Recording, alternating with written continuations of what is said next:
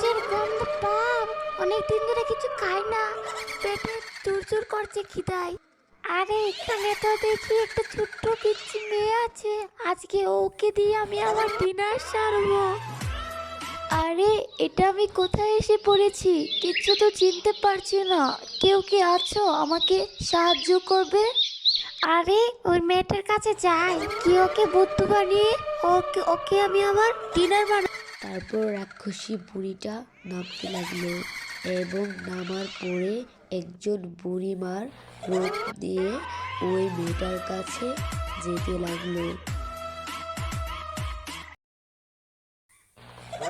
এই মেয়ে শোনো, তুমি কি কাউকে খুঁজতেছো? আমাকে বলো। আমি এই গ্রামের প্রায় সব কিছুই চিনি।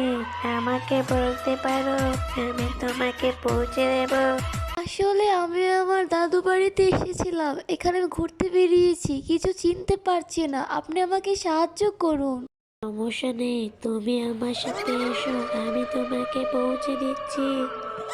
তারপরে বুড়ি দাদি মেয়েটাকে নিয়ে রওনা দিয়ে দিল এক অজানা দেশে। এটা হচ্ছে রসুলপুর, কিন্তু তোমাকে আর একটু সামনে যেতে হবে। এ কি, আপনি আমাকে কোথায় আনছেন? আমার তো খুব ভয় লাগছে। খাও খাও, এখন আমি তোকে আমার ডিনার বানাবো। হা হা হা। আমাকে বাঁচাও।